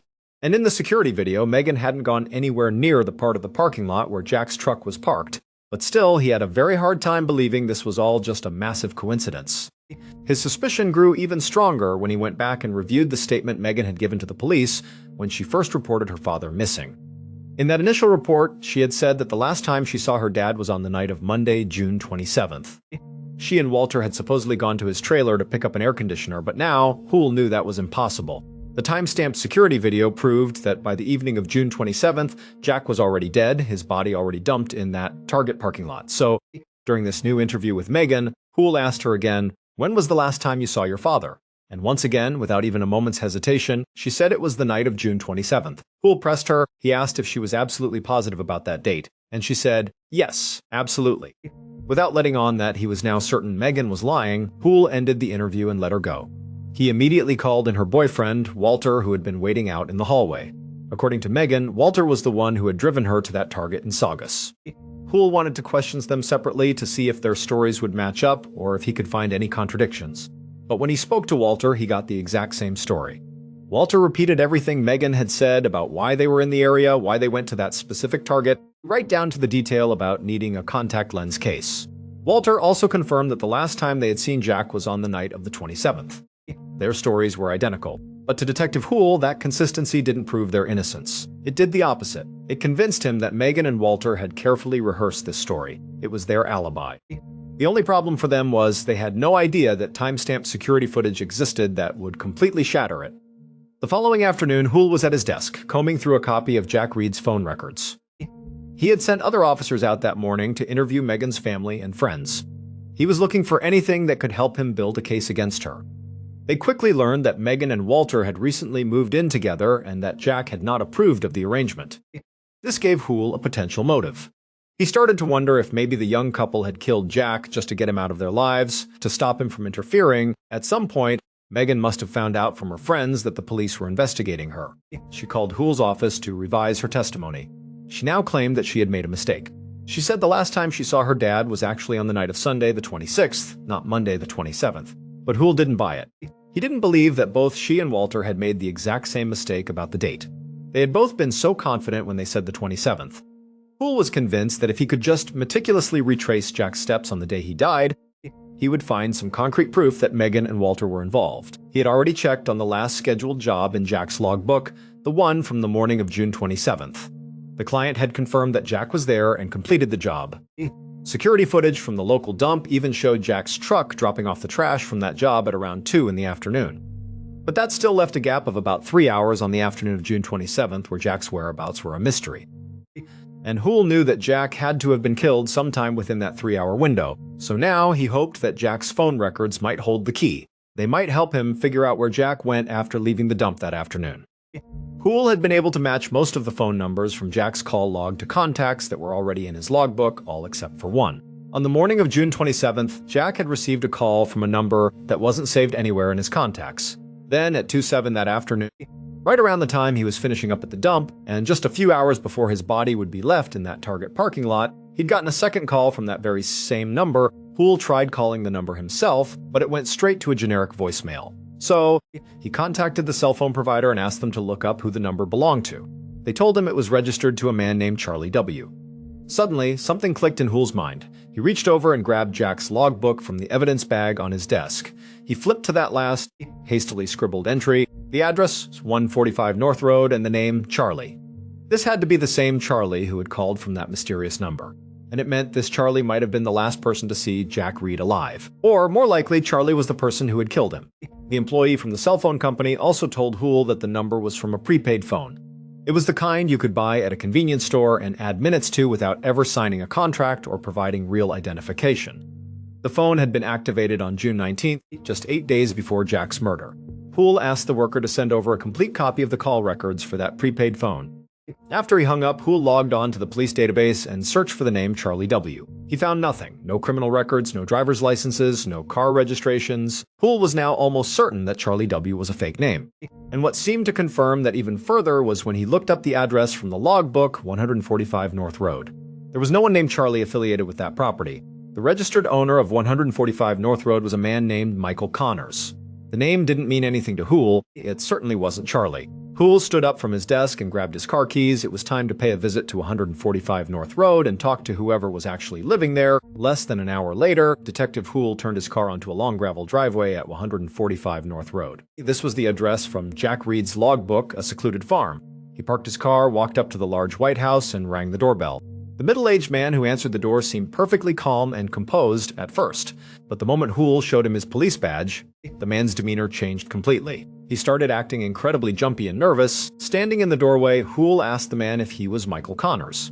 The man nodded and said yes. Hoole then asked if he knew a man named Jack Reed. Michael Connors quickly shook his head and said no. When Hoole asked him why his address was written in Jack Reed's logbook, Michael stammered and said he had no idea. It was obvious to Hoole that Michael was hiding something. He clearly knew more than he was letting on, so Hoole asked Michael where he had been on the afternoon of June 27th. Michael, looking even more nervous, quickly replied that he had spent the entire day doing repair work at a friend's lake house, which was 30 miles away. He said he didn't get home until late that night. He then gave Hool the names of a few other contractors who were also working on the same job, men who could supposedly verify his alibi. Hool, trying not to show how suspicious he was, wrote down the names and contact information. Then, as calmly as he could, he asked Michael if he could take a look around the property, both inside the house and outside. Michael looked defeated. He nodded and said yes, then stepped aside to let Hool in. The detective walked into the house and went from room to room. He didn't see any signs of a struggle, no blood, nothing that looked obviously suspicious. He then went back outside and followed a muddy path that led over to the barn, which was a short distance from the main house. He pulled open the heavy wooden door and sunlight flooded the interior. Hool stepped inside. The first thing that struck him was how incredibly neat and clean it was. He started looking behind stacks of hay bales. He shined his flashlight into all the dark corners. He bent down to examine the dirt and straw covering the floor. But the barn was spotless. It was almost as if it had been recently and very, very thoroughly cleaned. When Hool was finished in the barn, he walked back towards the house. As he did, he saw Michael Connors standing by the back door, just staring at him. It was clear he had been watching Hool's every move over at the barn. Hool walked up to Michael and in that same calm voice asked him one last question. He asked if he knew anyone named Megan Reed. Michael said no. But the way he said it was different. It was less anxious. For the first time, Hool felt like Michael was actually telling the truth. After that, Hool walked back to his car. As he drove away, he thought that even though he hadn't found any hard evidence at the farm, Michael Connors' bizarre behavior was screaming guilt. Later that day, Hool hung up the phone in his office, feeling deeply frustrated. He had called every single one of the contractors whose names Michael Connors had given him, and every single one of them had confirmed his alibi. Michael had in fact been doing repairs at his friend's house, 30 miles away at the time of Jack's death. So Hool figured Michael couldn't have been directly involved in the murder, but his suspicious behavior still suggested that he probably knew something had happened on his property while he was away. This gave Hool a new angle to work with. It could mean that at least one of Jack's killers was close enough to Michael that Michael was willing to lie and obstruct a police investigation to protect them, but that was all he had. There was no obvious link between this Michael Connors and his primary suspects, Jack's daughter Megan and her boyfriend Walter. He was starting to think that maybe he had been looking in the wrong direction all along, that perhaps Megan and Walter weren't involved after all. It was still early in the investigation. There were plenty of other potential suspects to look into, like Jack's ex-partners, his adult children from his first relationship, and all the other clients listed in his logbook. But just then, Hool's old fax machine whirred to life. The cell phone provider was finally sending over the complete call records from that mysterious prepaid Charlie phone. Once the sheet finished printing, Hool ripped it out of the machine and began to look it over. The phone had only been activated a week before Jack's murder, and it hadn't been used at all since the evening Jack was killed. And every single call that had been made or received on that phone was to Jack's number, with one single exception. There was one other number in the call log, and when Detective Hool looked into the owner of that one other number, the entire case finally began to fall into place. Based on those phone records, as well as interviews with the various suspects, this is what police believe happened to Jack Reed on June 27, 2005. That afternoon, as Jack's dump truck was pulling into the gravel driveway at 145 North Road, two of his killers were inside the house, waiting for him. One of them was sitting on the couch, nervously tapping their foot on the floor. The other, their accomplice, stared at them with an annoyed look, a silent command to stop. And they did. But just then, the doorbell rang. The calmer of the two killers went to answer it, while the more nervous one stayed put on the couch. The nervous one listened as the door opened. They heard the sound of their accomplice's voice, greeting Jack. A few seconds later, Jack himself walked into the living room. The nervous killer, seeing Jack in person, jumped to their feet, trying to act natural, but they were likely radiating anxiety. After a short, probably awkward conversation between the three of them, they all left the house and started walking down the dirt path towards the barn. As they walked, the nervous killer deliberately hung back, walking a few steps behind Jack. As they got closer to the barn, their heart began to pound in their chest. They had rehearsed this plan a dozen times. They knew exactly what they were supposed to do. But now that the moment was here, actually doing it felt terrifyingly real. Then, the heavy doors to the barn were pulled open. Inside, Jack would have seen two more people waiting for him in the shadows, but before he even had a chance to react, the nervous killer who was behind him lunged forward, tackling Jack and sending him crashing to the ground. A split second later, the nervous killer heard a loud, sickening thump. They looked up and saw one of their accomplices standing over them holding a hammer that was now dripping with blood. The nervous killer scrambled to their feet and looked down at Jack. He was lying on the floor of the barn, a gaping, gruesome hole in the side of his skull. The sight was so horrific that the nervous killer had to run outside and vomit. When they came back inside, the other three killers had unrolled a large sheet of plastic on the barn floor. They were in the process of moving Jack's body into the center of it. Blood was still pouring from his head wound, forming a big red puddle on the plastic. It was a horrific scene. Then one of the killers grabbed the bloody hammer and said that if they could just stop Jack's heart, the bleeding would stop. And so they raised the hammer and began pounding it onto Jack's chest. After a few brutal blows, the bleeding did slow down. And then the 4 killers worked together, wrapping Jack's body tightly in the plastic sheeting. Once he was completely wrapped up, they carried his body outside and loaded it into the back of his own dump truck. The killer who had first answered the door, the calmer of the two, got into the driver's seat of the truck. The nervous killer, the one who had tackled Jack, climbed into the passenger seat. The other 2, the ones who had been waiting in the barn, got into a white minivan. They followed the dump truck as it drove away from the farm, all the way across state lines to Saugus, Massachusetts. More than an hour away, when they finally arrived in Saugus, they pulled into the first large parking lot they saw, the one belonging to the Target store. They parked the dump truck near the back of the lot. When they got out, the nervous killer did one last check on the tarp to make sure it was secure. Then they and their calmer accomplice walked across the asphalt to the white minivan and climbed inside. After that, all 4 killers drove all the way back to the farm in New Hampshire. They had one last job to do: clean up the barn. The farm's owner, Michael Connors, had been very clear that he expected the property to be left in perfect condition. Michael Connors was not directly involved in the murder itself. However, he did know that the mastermind of the plot was going to be using his property that day while he was gone. He would later testify that he did not know the specific details of their plan, only that they needed to use the barn and he had asked them to clean up after themselves. The reason he allowed his property to be used at all was because he was doing a favor for the mastermind of the murder.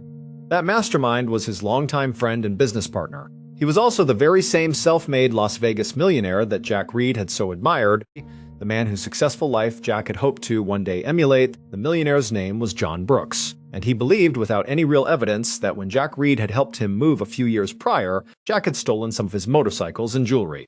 Brooks was convinced of this, and he held a bitter grudge. In retaliation, a few months after the move, Brooks had sent his son, Jesse, to Jack's home to try and scare him. That was the prowler Jack had seen in the middle of the night, the man who had called out his name from the edge of the woods. But when Jack came out with a gun and actually fired at Jesse, it didn't scare John Brooks off. It did the opposite. It made him even angrier. He vowed to get his revenge. So he orchestrated a plot, sending 4 people to New Hampshire with the sole purpose of killing Jack Reed. Those 4 people were his son, Jesse Brooks, Jesse's friend, Michael Benton, who was not the same Michael who owned the farm, and 2 other men named Joseph Vrooman and Robin Knight. All 5 men were eventually arrested and convicted for their roles in Jack Reed's murder. John Brooks, the mastermind, was sentenced to life in prison without the possibility of parole. Robin Knight was also sentenced to life. Michael Benton received a sentence of 33 years to life. Joseph Vrooman was sentenced to between 17 and 35 years, and John Brooks' son, Jesse Brooks, was sentenced to 15 to 30 years. He was released on parole in 2023. Thank you so much for watching. Let me know what you thought of today's episode in the comments. And remember, we have a whole playlist of true crime episodes ready for you to binge right now. Until next time, see ya.